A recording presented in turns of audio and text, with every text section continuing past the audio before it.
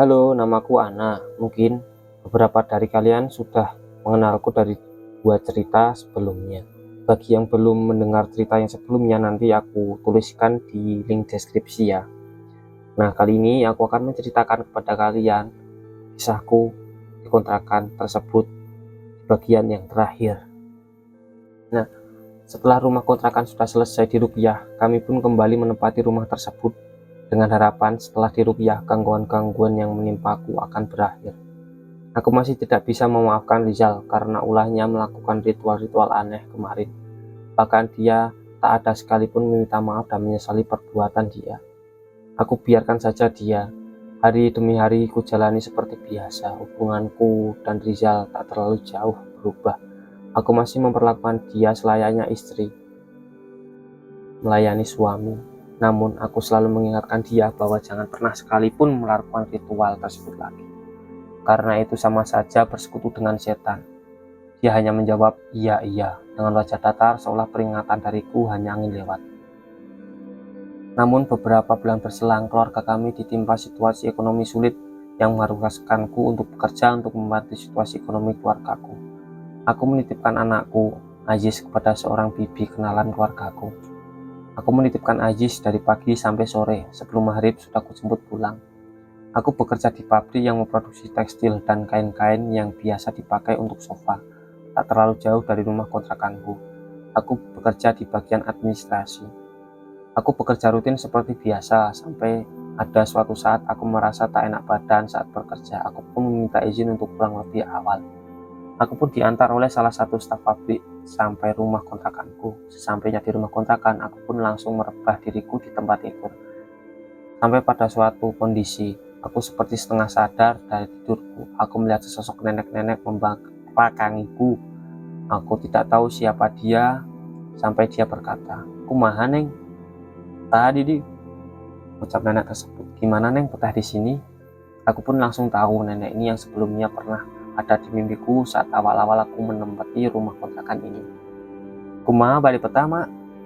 Diganggu wae nu ya. Capek mah, Neng. Teh, naon sih salah Neng nepi ka diganggu bae?" Nada suaraku terdengar lemah. Entah ini mimpi, namun sangat terlihat nyata. "Gimana mau betah, Mak? Yang ada di sini diganggu terus. Udah capek aku, Mak. Apa sih salah saya sampai diganggu terus?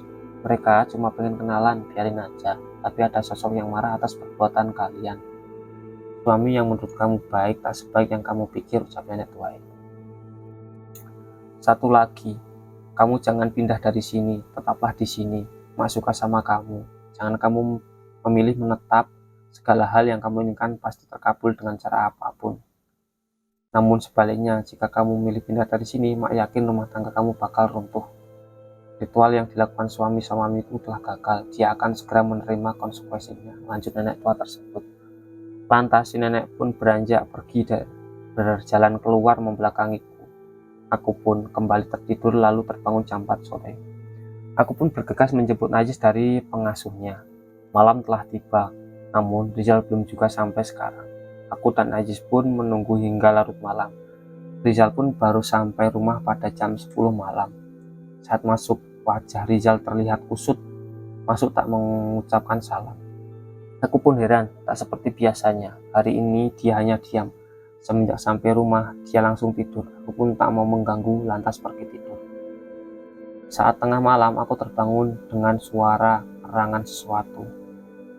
Aku pun terbangun dan memeriksa sekitar, dan ternyata asal suara tersebut berasal dari Rizal. Rizal terlihat kesakitan, seperti dia mimpi buruk. Dia terus memegang dadanya, sepertinya dia merasa sesak nafas. Aku pun mencoba membangunkan Rizal dengan menggoyang-goyang tubuhnya, namun yang dilakukan Rizal membuatku terkejut. "Awas ya, gara-gara sia jadi ki," bentak Rizal kepadaku. Dia masih di posisi berbaring, masih terus memegang dadanya. "Awas kamu, semua ini gara-gara kamu. Jadi begini." Tak mau bertambah runyam, aku pun menggendong Aziz dan berlari keluar meminta bantuan. Syukurlah kebetulan di depan kontrakan ada bapak-bapak ronda yang kebetulan sedang melintasi di depan pintu kontrakanku. Pak, tolong suami saya, Pak," teriakku pada sekumpulan bapak-bapak yang sedang ronda. Mereka pun bergegas menghampiriku, langsung aku persilahkan masuk. Setelah masuk ke dalam rumah, mereka melihat Rizal sedang mengerang menahan sakit di dadanya. Dua orang dari bapak-bapak tersebut mendekati Rizal untuk menyadarkan Rizal. Saat akan menyentuh tubuh Rizal, dua orang itu berteriak terkejut. Saat ditanya kenapa, mereka menjawab tubuh Rizal panas. Ambil air dan kain cepat. Salah satu dari anggota ronda bergegas ke arah dapur dan mengambil segayung air. Aku pun mengambil pakaian asal yang berada di rak baju, lalu kuberikan pada bapak tersebut. Saat akan meletakkan kain basah pada tubuh Rizal, tiba-tiba Rizal berteriak, "Panas! Panas! Pergi kalian semua dari sini. Jangan ikut campur." Bapak-bapak ronda langsung mundur, heran kenapa bisa begini, lalu bertanya padaku apa yang sebenarnya terjadi. Aku pun menjelaskan bahwa saat tengah malam aku menemukan Rizal sedang mengerang kesakitan di sampingku. Lalu bapak-bapak pun mengusulkan untuk memanggil Pak Ustadz. Lantas salah satu dari bapak-bapak tersebut bergegas menuju rumah Pak Ustadz. Tak butuh waktu lama, bapak itu kembali bersama Pak Ustadz dan omku. "Kenapa ini nah? Kok bisa kayak gini?" tanya omku dengan nada panik. "Gak tahu nih om, bangun-bangun Rizal udah kayak gini," jawabku. Masih menutupi bahwa ini adalah karma dari ritual yang dilakukan oleh Rizal. Pak Ustadz pun bergegas menghampiri Rizal yang berusaha berkomunikasi dengan Rizal. "Halo nak Rizal, masih bisa sadar nak?" tanya Ustadz. "Cicing meneh, ong pipi leun, lain urusan maneh, balik!" Kaditu. Bentar Rizal membuat semua orang-orang terkejut. "Diam kamu, jangan ikut-ikutan, bukan urusan kamu, pulang sana. Gara-gara kamu anak, semua jadi berantakan dan kamu juga seharusnya menanggung akibat." Aku pun terdiam setelah mendengar tuduhan Rizal. Kenapa aku? Bukan hanya dia yang ingin melakukan ritual tersebut. Aku hanya menendang sajen yang dia siapkan. Apakah itu yang membuat mereka marah terhadap kami berdua? Apakah ini juga yang dimaksud oleh nenek tua yang selalu ada dalam mimpiku? "Ana, sebenarnya apa yang terjadi? Kenapa Rizal sampai begini? Apa yang kamu perbuat nah?" tanya omku dengan intonasi yang tinggi. Aku pun menunduk, tak bisa lagi menutupi kesalahan suamiku. Aku meminta Om dan Pak Ustadz untuk berbicara di dapur. Setelah di dapur, aku pun menjelaskan awal mula tragedi ini. Di saat aku menemukan Rizal sedang menyiapkan ritual aneh, lalu aku menendang sajennya. Setelah menjelaskan semuanya, Om dan Pak Ustadz akhirnya mengerti asal masalah ini. Pak Ustadz menyarankan untuk membawa ke pesantren yang berada tak jauh dari rumahku. Setidaknya di sana tempatnya netral. Rizal pun dibawa ke sana dengan Pak Ustadz. Aku dan Ajis ditemani oleh Bibi yang datang pada saat pagi ke rumah. Paginya Bibi menelpon kakaknya yang merupakan orang tua Rizal dan akhirnya meminta mereka datang ke kontrakanku. Mertuaku baru sampai pada siang hari. Lalu Bibi menceritakan awal mula semua tragedi yang menimpa keluarga kecilku. Dari mulai saat aku kerasukan di pohon kersen dan saat aku kerasukan setelah menendang sajen yang dibuat Rizal dan kejadian tadi malam. Namun bukannya meminta maaf atas kebodohan anak mereka, mereka malah menyalahkanku karena menendang sajennya. Sungguh miris, aku pun tak kuasa menahan amarah. "Anak kalian yang tol, kalau mau kaya ya kerja, bukan persugihan." Aku pun membawakan emosiku. Bisa-bisa mereka menyalahkanku. Sebelum menikah dengan Rizal, sebetulnya aku sudah putus terlebih dahulu dengan dia. Namun, selang beberapa hari orang tua Rizal mendatangi rumah keluargaku dan melamarku.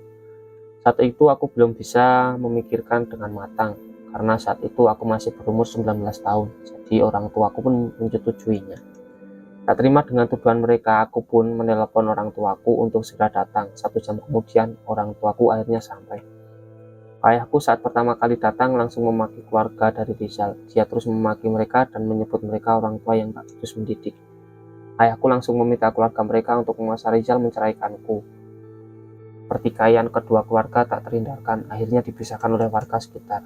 Keluarga Rizal pun pergi terlebih dahulu karena dia minta untuk menemani Rizal di pesantren. Sedangkan keluargaku tetap tinggal di kontrakan untuk menemaniku. Namun ada kejanggalan di sore hari. Saat itu keadaan dalam rumah hanya ada ibuku dan Aziz dan juga aku. Ayahku sedang pulang untuk mengambil pakaian ganti untuk menginap. Saat itu ibuku bilang ingin mandi, gerah katanya. "Nah ibu mau mandi?" "Gerah nih ibu." Lalu ibu masuk ke kamar dapur karena kamar mandi ada di sebelah dapur. Beberapa detik berserang, keluarlah sosok wanita dari dapur dengan rambut basah menutupi wajah. Handuk yang masih terlipat di atas kepala melintas di hadapanku. "Mah, katanya mau mandi, kok cepet banget?" tanyaku. Namun anehnya wanita yang kukira ibuku terus berjalan tanpa menghiraukan tanyaku. Wanita itu terus berjalan keluar lalu hilang dari pandanganku. "Kok cepet ya? Ah, mungkin keramas doang," batinku. Namun setelah batinku berbicara, terdengar langkah kaki dari arah dapur.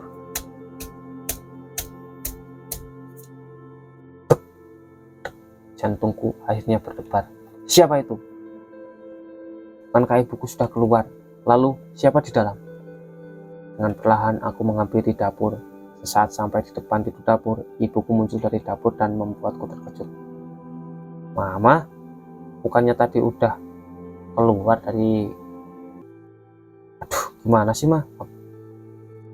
tanyaku sembari mengatur nafas karena terkejut. "Hah, apaan? Orang Mama gak jadi mandinya kok, airnya dingin banget. Dah, awas jangan diam di depan pintu," jawab ibuku.